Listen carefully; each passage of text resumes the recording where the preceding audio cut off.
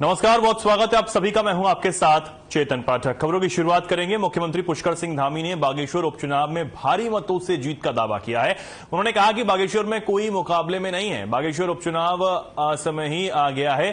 चंदन राम दास जनता के आशीर्वाद से वहां से लगातार 4 बार निर्वाचित हुए थे। उन्होंने उस क्षेत्र में दास बनकर हमेशा जनता की सेवा की। उनका अपना एक अलग व्यक्तित्व था। बागेश्वर में काफी विकास कार्यों को स्वर्गीय चंदन राम दास ने धरातल पर उतारा है। उनके समय के कुछ काम ऐसे भी थे जो भविष्य के लिए प्रस्तावित थे। सरकार बागेश्वर क्षेत्र के इन कामों को प्राथमिकता से पूरा करेगी। उन्होंने बागेश्वर के विकास के लिए जो संकल्प लिए थे, अब उनकी धर्मपत्नी पार्वती देवी उन्हें आगे बढ़ाएंगी। साथ ही कहा कि अनेकों दूसरे दलों के लोग बीजेपी में शामिल हो रहे हैं। वहां मुकाबले जैसी कोई बात नहीं है, क्योंकि लोग विकास के लिए वहां बीजेपी प्रत्याशी को वोट करेंगे।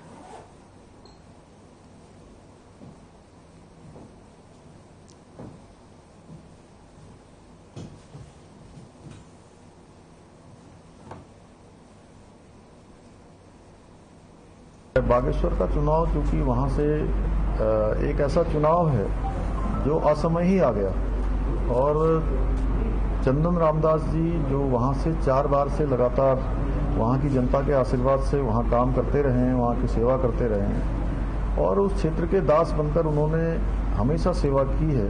उनका एक अपना व्यक्तित्व था। उन्होंने बहुत सारे कामों को वहां धरातल पर उतारा और बहुत सारे काम भविष्य के लिए प्रस्तावित किए थे। उन सभी को हम लोगों ने जो भी काम उनके समय के प्रस्तावित थे, उन सभी कामों पर स्वीकृतियां भी प्रदान की हैं, कामों को आगे भी बढ़ाया है।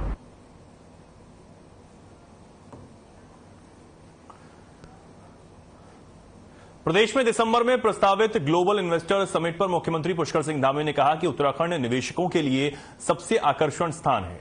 अब तक विभिन्न औद्योगिक समूहों के 22,000 करोड़ रुपए के प्रस्ताव मिल चुके हैं। दिल्ली में मीडिया से बातचीत में सीएम धामी ने कहा कि उत्तराखंड में दिसंबर महीने में ग्लोबल समिट प्रस्तावित है। इसी के संबंध में उद्योग समूह के लोगों के साथ दिल्ली में मंथन किया जाएगा। इसी के साथ ही औद्योगिक संगठनों से भी चर्चा की जाएगी जो निवेशकों के उद्योग के क्षेत्र में प्रेरित करते हैं। सीएम ने कहा कि सरकार ने इंडस्ट्री, एमएसएमई, पर्यटन, हाइड्रो और सौर ऊर्जा आदि विभागों की नीति में कई संशोधन किए हैं। निवेशकों के लिए निवेश को जो भी सबसे सरल रास्ता हो सकता है वह अपनाया गया है।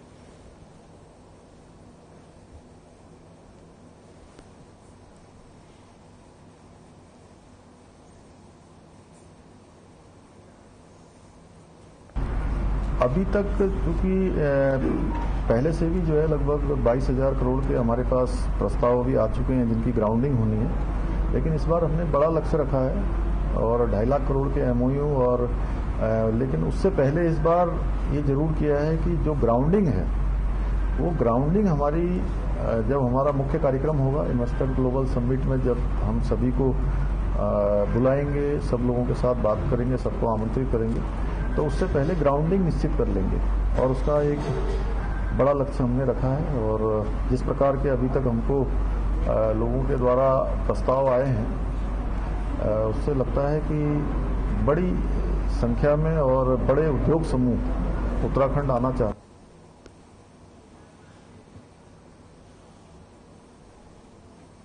दिल्ली में राष्ट्रीय सह कोषाध्यक्ष भाजपा और राज्यसभा सांसद नरेश बंसल ने उपराष्ट्रपति और सभापति जगदीप धनखड़ से उपराष्ट्रपति भवन में शिष्टाचार भेंट की, जहां देश विदेश के विभिन्न विषयों पर सकारात्मक चर्चा की गई।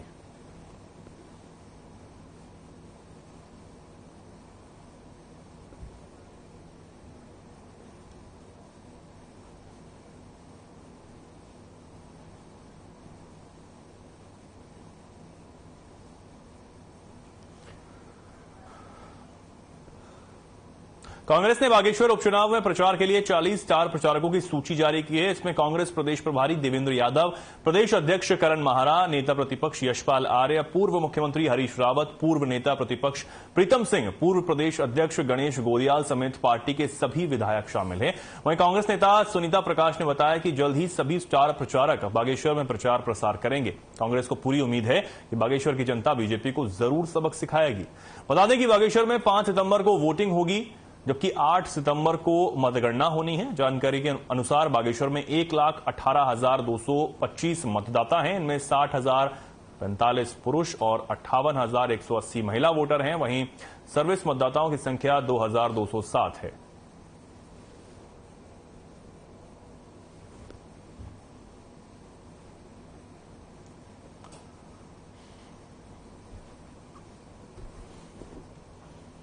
बागेश्वर उपचुनाव के लिए जो है कांग्रेस ने अपने स्टार प्रचारकों की सूची जारी कर दी है। उसमें हमारे जो संगठन के जो अध्यक्ष हैं और बड़े शीर्ष नेता हैं, उनकी सूची के साथ साथ हमारे जो है प्रभारी देवेंद्र यादव जी, कर्ण महाराज जी, यशपाल आर्य नेता प्रतिपक्ष, पूर्व मुख्यमंत्री हरीश रावत जी, पूर्व नेता प्रतिपक्ष प्रीतम सिंह जी और सभी विधायकगण, सबको उसमें सम्मिलित किया गया है।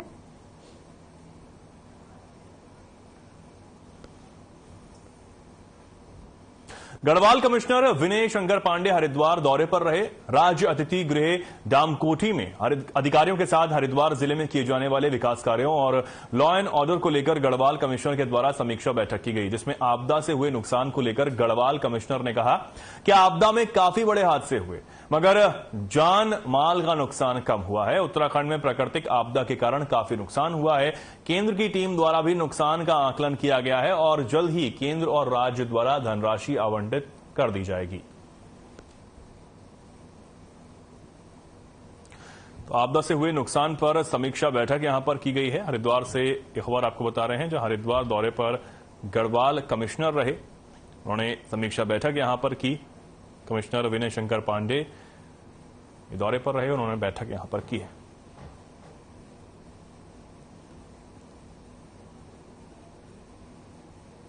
काफ़ी बड़े बड़े हादसे हुए, लेकिन उसकी तुलना में जान माल की क्षति बहुत कम हुई और लोगों को बहुत सही समय पर बचाया गया, रेस्क्यू किया गया। रास्तों को भी दिन रात मेहनत करके हमारे अधिकारियों ने रास्तों को बहाल किया, लोगों को चिकित्सकीय सुविधाएं दी। हमारा आपदा का एक चॉपर लगातार काम कर रहा है। गवर्नमेंट ऑफ इंडिया की टीम आई थी और वो पूरा सर्वे करके यहाँ से गई हुई है और उनकी क्या रिकमेंडेशन आती है। नुकसान हुआ है हमारी गवर्नमेंट प्रॉपर्टीज का, सड़कों का, बिजली के ट्रांसफार्मर का, सरकारी बिल्डिंग्स का, या जो लोगों के घर भी क्षतिग्रस्त हुए थे उनकी भी एक विस्तृत रिपोर्ट शासन को प्राप्त हो गई है।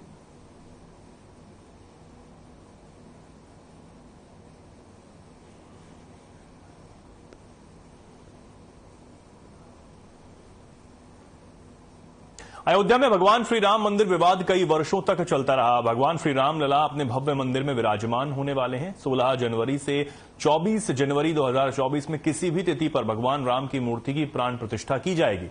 इसी को लेकर आज धर्मनगरी हरिद्वार में श्री राम जन्मभूमि तीर्थ क्षेत्र न्यास के महामंत्री चंपत राय ने साधु संतों से मुलाकात कर अयोध्या में श्री राम मंदिर में भगवान राम की मूर्ति की प्राण प्रतिष्ठा के आयोजन में आने का मौखिक निमंत्रण दिया है। श्री राम जन्मभूमि तीर्थ क्षेत्र न्यास के महामंत्री चंपत राय का कहना है कि जनवरी 2024 मकर संक्रांति के पश्चात 16 जनवरी से 24 जनवरी के बीच किसी भी तिथि पर भगवान राम के मंदिर में गर्भगृह में रामलला की मूर्ति की प्राण प्रतिष्ठा की जाएगी। मंदिर में भक्तों के दर्शन करने के साथ साथ मंदिर का निर्माण कार्य भी चलता रहेगा। इसमें किसी भी प्रकार की बाधा उत्पन्न नहीं होगी। हम सभी साधु संतों को निमंत्रण दे रहे हैं, साथ ही सनातन परंपरा से जुड़े लोग भी राम मंदिर के उद्घाटन में पहुंचे।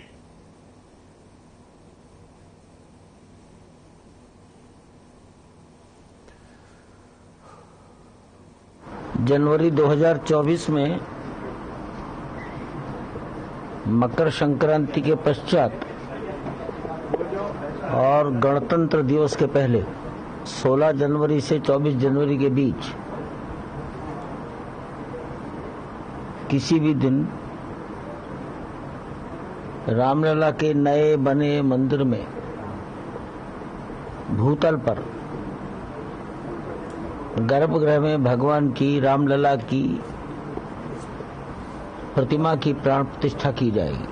और भगवान राम ने जो काम दिया इन्हीं को दिया है। आपने देखा होगा इससे पूर्व में आज जब से राम मंदिर का कार्य शुरू हुआ है और वहाँ जो भी काम हो रहा है आपकी देखरेख में हो रहा है और आप ही राम के ऐसे भगत है कि मैं ये मानता हूँ कि आपको देखने से भगवान राम के दर्शन हो जाते हैं। तो आज आप हमारे पास आए थे, सभी संत महात्मा हमारा आए थे। आप इनका यही कहना, जितने भी संत महात्मा है, जो भी हमारे हिंदू है, जो हिंदू सनातन है, जो सनातनी है, जो राम को मानने वाले हैं, उन सबको जो है अयोध्या में जाना चाहिए।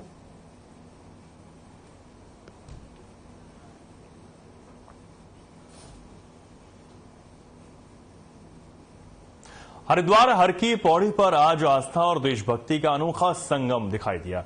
देश के अलग अलग स्थानों से आकर मुल्तान समाज के लोगों ने हाथों में तिरंगा लेकर हर की पौड़ी पहुंचकर धार्मिक माहौल को देशभक्ति के रंग में रंग दिया। इस दौरान मां गंगा के साथ जमकर दूध की होली खेली और गंगा में 113 कमल के फूल भी प्रवाहित किए गए। साथ ही गंगा को स्वच्छ रखने का संदेश भी दिया गया। मुल्तान जोत महोत्सव के 113 साल पूरे हो चुके हैं। हरिद्वार में जोत लाने की परंपरा 1911 की है।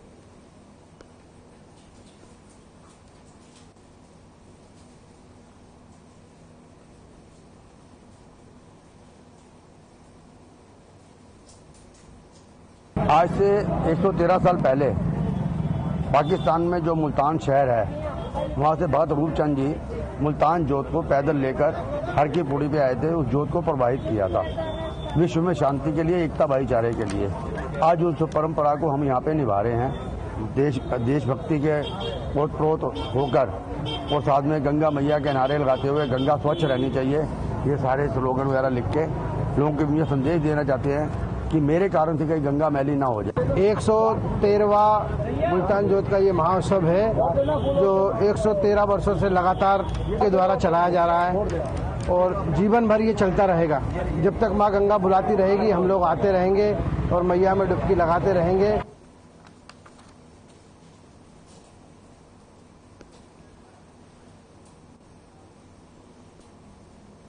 मानसून सीजन में प्रदेश में कई जगहों पर भारी बारिश से भूस्खलन होने और फसलों के नुकसान होने को लेकर प्रदेश के कैबिनेट मंत्री सुबोध उनियाल ने कहा कि अभी इसको लेकर आकलन करने की जगह पर पहले प्रभावितों को राहत पहुंचना जरूरी है। उन्होंने कहा कि अभी मानसून सीजन जारी है, ऐसे में आपदा की स्थिति भी लगातार बनती दिख रही है। ऐसे में अभी नुकसान को लेकर आकलन करने की जगह पर जो लोग प्रभावित हैं, जो लोग पीड़ित हैं, उनको राहत मुहैया कराई जाना पहली प्राथमिकता है। देखिए, अभी तो आपदा का दौर चल रहा है, अभी नुकसान को आकलन करने का समय नहीं है। अभी तो ये है कि आप जनता को जो नुकसान है उसकी भरपाई किस तरह कर सके, जनता के साथ किस तरह खड़ा हो सके, जनता को किस तरह सुरक्षित रख सके, अभी हमारा फोकस इस पे है। प्रदेश में भू अध्यादेश और यूसीसी को लेकर प्रदेश सरकार ने अपने कदम काफी आगे बढ़ा दिए हैं। प्रदेश में यूसीसी को लेकर गठित की गई कमेटी ने अपनी रिपोर्ट तैयार कर ली है और जल्द ही ये रिपोर्ट मुख्यमंत्री पुष्कर सिंह धामी को सौंप दी जाएगी।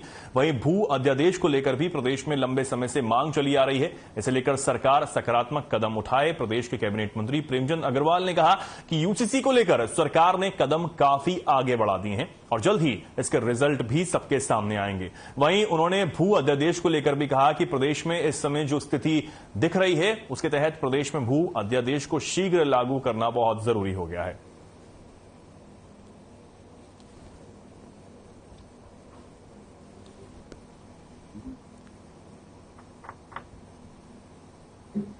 देखिए, आप जानते हैं यूसीसी के मामले में इस सरकार ने बहुत ही प्रमुखता से कदम बढ़ाया है और आप जानते हैं कि पहली कैबिनेट में जब इससे प्रस्ताव, एकमात्र प्रस्ताव जब पार किया, उससे लेकर अभी तक आप सब चीज जानते हैं कि इस प्रकार से ये कदम आगे बढ़े हैं। और मैं कह सकता हूं कि माननीय मुख्यमंत्री जी आदरणीय धामी साहब ने इसके लिए जो प्रयास किए हैं, मैं उनका धन्यवाद कर रहा हूं। और शायद हमारा प्रदेश पहला प्रदेश होगा देश का। मैं तुम्हारा कैमरामैन नहीं हूँ।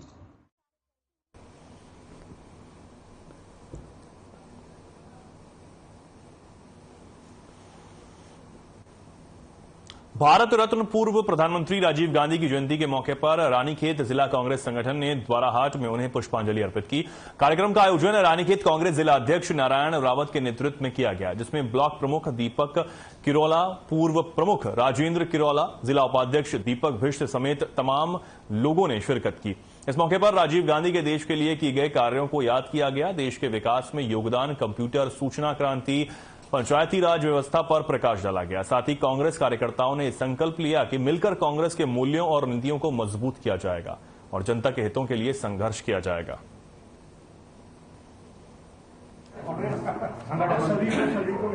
पुष्पांजलि अर्पित करते हुए आज सभागार में आए हुए सभी हमारे कांग्रेस के सम्मानित माननीय प्रदेश कांग्रेस कमेटी के सदस्य, आप ये बढ़िया सी वीडियो आपने बनाना मीडिया के लिए।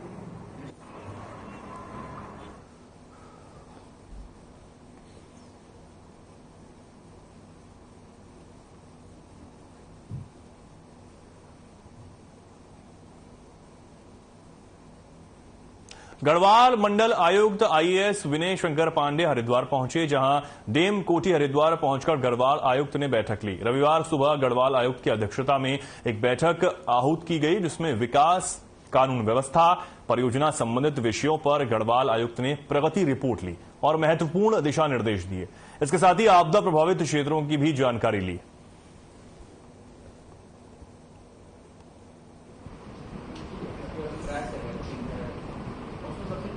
देखिए, आज हमने कुछ सीनियर ऑफिसर्स हैं, उनके साथ जनपद हरिद्वार के कुछ विकास संबंधित कार्यों के बारे में और लॉ एंड ऑर्डर के सिचुएशन को लेकर एक बैठक की है। और बैठक संक्षिप्त थी, केवल उनसे हमने फीडबैक लिया है कि क्या क्या मेजर इश्यूज जनपद में भी ऐसे हैं जो लॉ एंड ऑर्डर को इफेक्ट कर सकते हैं।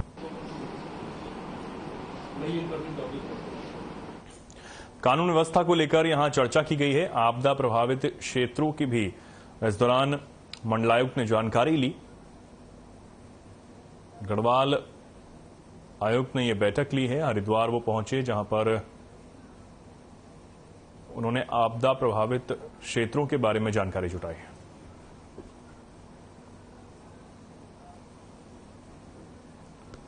ऋषिकेश के बैराज जलाशय में एक महिला का शव दिखाई देने से सनसनी फैल गई। लोगों की सूचना पर पुलिस और एसडीआरएफ की टीम बैराज जलाशय पहुंची।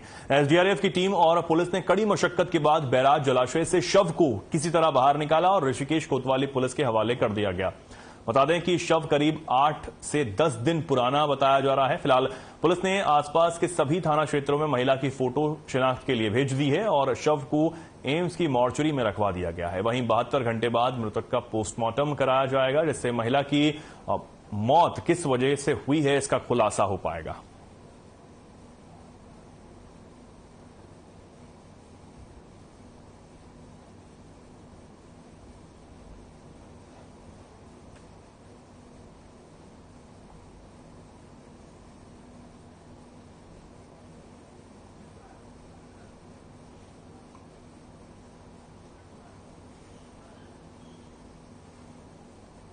कोटद्वार में पुलों की स्थिति बहुत जर्जर हो चुकी है, जिसके चलते सोशल मीडिया में लगातार चल रहा है कि सिद्धबली मंदिर पर बने पुल की स्थिति भी बहुत खराब है। बता दें कि सिद्धबली मंदिर के पुल का पिलर पूरी तरह से खोखला हो चुका है, इसको मरम्मत की जरूरत है। वहीं उप जिलाधिकारी सोहन सिंह सैनी को पुल की स्थिति से अवगत कराया गया है। उसके बाद कहीं जाकर प्रशासन जागा और पुल की मरम्मत करने पर ध्यान दिया गया। बता दें कि यह पुल लाखों करोड़ों श्रद्धालुओं की आस्था का केंद्र सिद्धबली मंदिर से जुड़ा हुआ है और इसी पुल से होकर लाखों श्रद्धालु बाबा के दर्शन करने जाते हैं। अगर प्रशासन की लापरवाही के चलते ये पुल धराशायी हो जाता है तो ऐसे में लोगों के पास अब कोई विकल्प नहीं बचेगा या कोई वैकल्पिक मार्ग नहीं बचेगा, क्योंकि सिद्धबली मंदिर को जाने वाला दूसरा गाड़ी घाट का पुल भी पहले से ही टूट चुका है और लोगों को भारी परेशानी झेलनी पड़ रही है।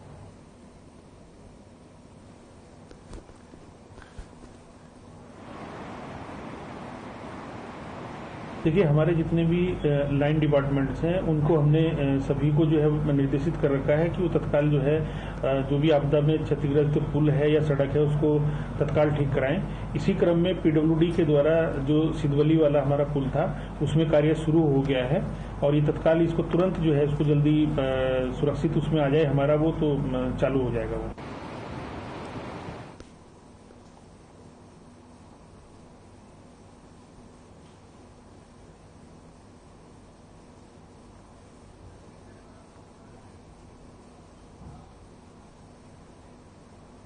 ऋषिकेश के पास रानी पोखरी स्थित अंग्रेजी शराब के ठेके पर जमकर नियमों का उल्लंघन किया जा रहा है। एक ही शख्स को नियम विरुद्ध कई शराब की पेटियां बेची जा रही हैं, जिनका इस्तेमाल तस्करी कर अवैध रूप से बिक्री में किया जा रहा है। यह खुलासा रायवाला पुलिस की गिरफ्त में आए शराब तस्कर ने पुलिस के सामने पूछताछ में किया है।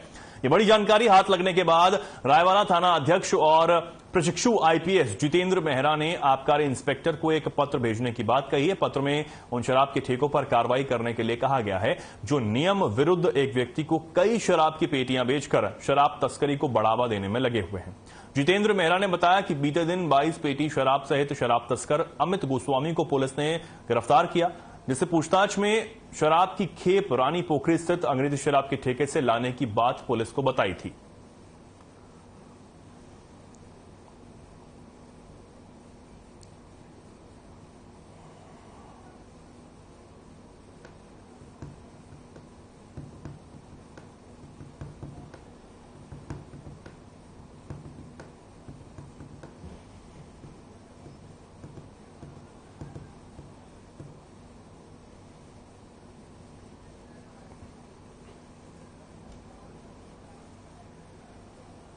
पुरानी पेंशन बहाली की मांगों को लेकर आगामी 1 अक्टूबर को दिल्ली में शंखनाद महारैली का आयोजन किया जाएगा। 1 अक्टूबर 2005 को ही पुरानी पेंशन बंद कर दी गई थी, जिससे पुरानी पेंशन बहाली को लेकर कर्मचारी सांसदों के आवास पर घंटी बजाओ कार्यक्रम चला रहे हैं। इसी के तहत कर्मचारियों ने राजधानी देहरादून में हरिद्वार सांसद डॉक्टर रमेश पोखरियाल निशंक के आवास पर घंटी बजाओ कार्यक्रम चलाया।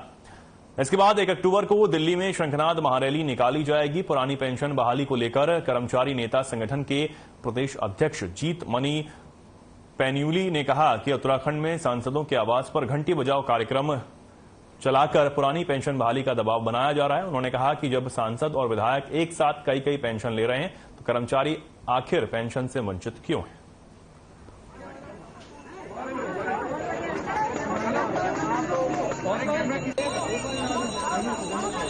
पुरानी पेंशन बहाली राष्ट्रीय आंदोलन एनएमओपीएस का पूर्व निर्धारित कार्यक्रम था। पूरे देश में कार्यक्रम है कि माननीय सांसदों के आवास पर घंटी बजाओ कार्यक्रम है। एक लोकतांत्रिक तरीके से हम अपने माननीय सांसदों को जागृत करने का प्रयास कर रहे हैं कि जिस तरह से आप 3-3, 4-4 पेंशन ले रहे हो और कर्मचारियों को पेंशन से वंचित कर रहे हो, आप समय रहते जाग जाइए, नहीं तो वोट फॉर ओपीएस अभियान के तहत कर्मचारी अपना आपको जवाब देंगे। और हम अनुरोध कर रहे हैं माननीय सांसद गणों से कि आप कर्मचारियों की पुरानी पेंशन बहाल कीजिए।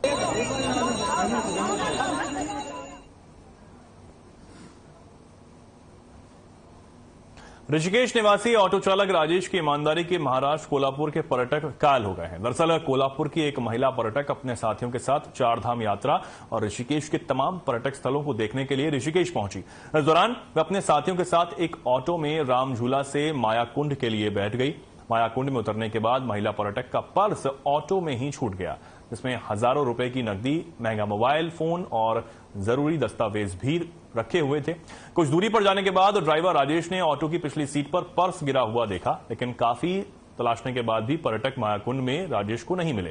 राजेश ने पर्स मिलने की जानकारी ऑटो यूनियन के अध्यक्ष वीरेंद्र भारद्वाज को दी, जिसके बाद पर्स में रखे मोबाइल को ऑन करके पर्यटकों की तलाश की गई। इसके बाद महिला पर्यटक को उसका सामान सुरक्षित लौटा दिया गया।